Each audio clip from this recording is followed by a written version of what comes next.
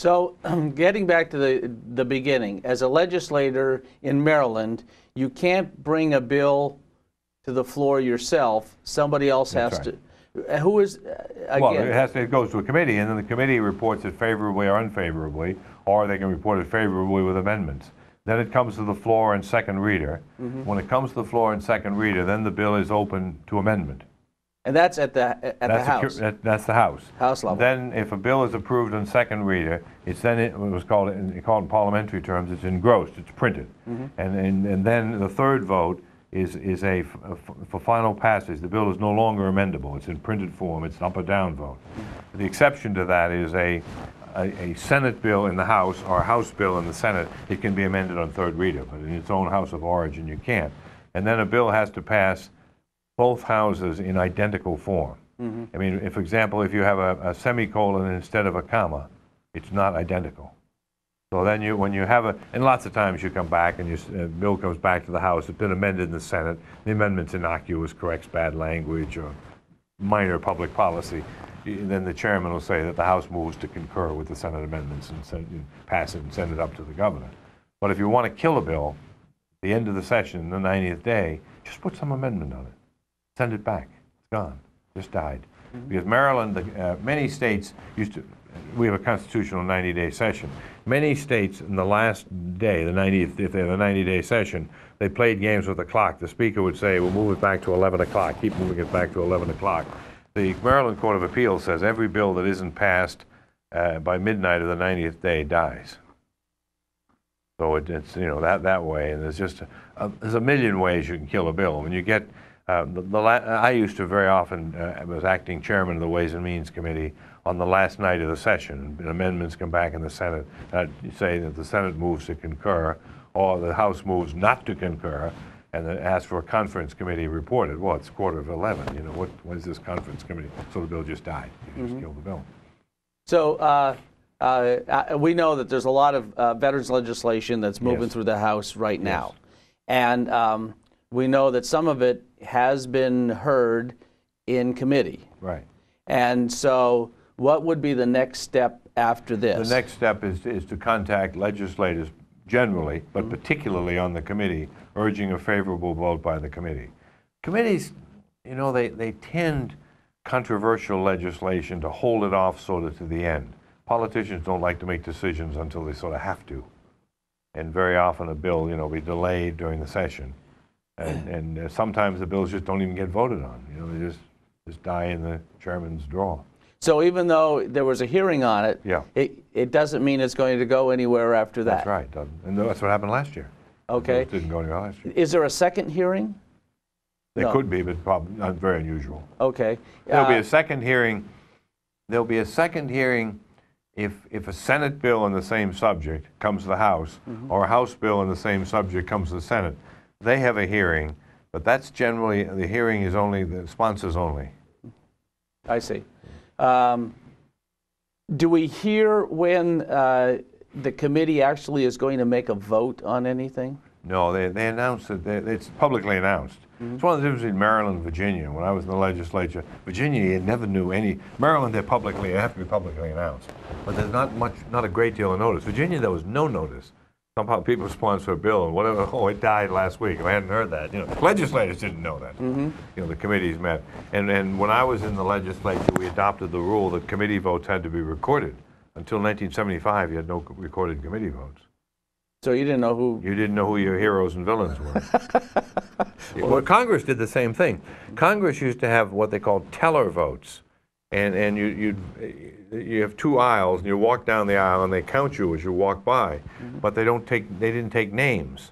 So, I had a guy one time when I was an elevator operator, and a reporter got me from the Associated Press, and he got me into the House gallery because I knew the faces. I knew all 435 members, and he was as it came by, and he was taking, who is this? This is Congressman Smith and Jones, Brown, and so forth. So I at one time I knew all 435 members. And so what we would typically expect is the beginning of the legislative session would be a lot of hearings about all these billings. And then at the end of the session, it's all floor time. Like the House and Senate meet in pretty much pro forma sessions. they meet in half an hour at this stage, or an hour, you know, passing resolutions declaring it pickle week or something. You know, but then they've kind of cut back a little bit. Bills used to be, I mean, you might vote in the last weekend on 300 or 400 bills. I mean, it got so you not only couldn't read the bills, your eyes started bothering you. You couldn't even read the titles, just pouring through. They've kind of, that you don't have as much of that. And what that did was that allowed the leadership gigantic power, because they were the only ones who knew what's in these bills, you know. And one of the problems in Annapolis is staff is kind of reserved for the committee chairs and vice chairman. They have staff. But the rank and file members have barely enough people to type letters, you know. So, it's, so in that situation, it's, you know, it was just, you used to start, we'd go, usually have a Saturday session, maybe 8 o'clock, and then go, you know. I was in session on Easter Sunday morning. We went in session till, we adjourned at 5 a.m. Easter Sunday morning. We'd been in session since 8 o'clock Saturday morning. Well, they're long sessions. Oh yeah, yeah. That's really, it's you know, it's brutal. And then you have when the budget is the most important thing, and you have 3 members from the House and 3 members from the Senate and the Conference Committee.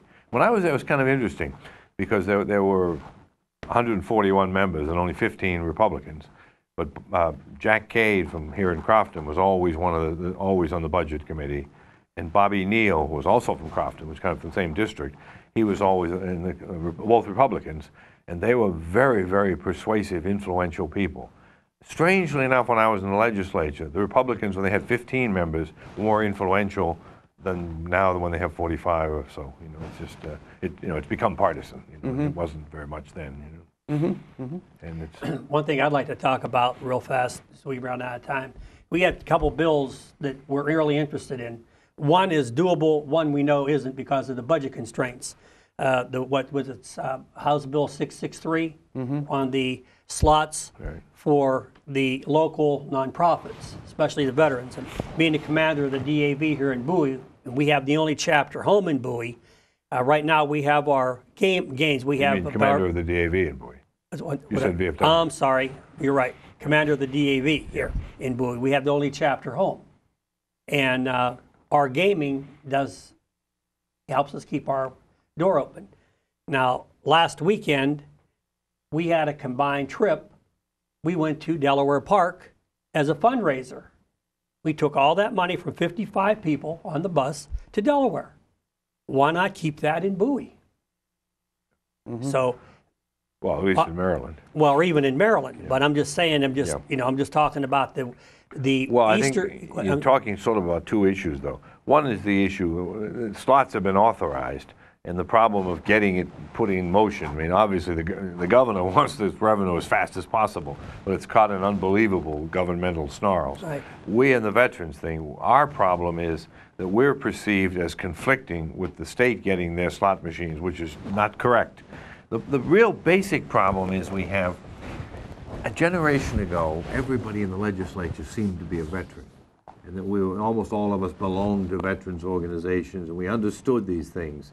Now you have a generation who aren't veterans, you know, and it's really hard to explain what we're all about. Well, and that, you're right, and you need somebody in the legislature who can bend their ear and tell them specifically, and we are fortunate because a lot of the legislation that we have, our own Senator Doug Peters is able to give them practical, you know, specific information since he's been head of 2 veterans organizations here in Bowie. Yeah, I mean, it's like in the old days. Could you imagine Ed Conroy ever voting against a veterans bill? Right. I mean, you know, the moon would be made of green cheese before that happens. You know, and he brought people along with him. You know that. You know, even the delegates. Well, when I was in the legislature, there were 4 legislators in this district. Ed was the senator, and Leo Green was in the Army, and I was in the Marine Corps. Dave Ross was in the Army. He's a retired colonel in the National Guard. You know, he'd been in the Army, he'd served 5 years in the Army, active duty. So, you know, we were very close to the veterans community. Well, you don't have that situation now. None of the delegates are. Well, I think Marvin Holmes is a veteran. I think yes, he is. Yeah. I don't know if he's an active veteran, but I know he's a veteran. But you just don't have that hands-on experience. And, now, some bills are generated in the House does the Senate generate its own Oh, sure, legislation? sure.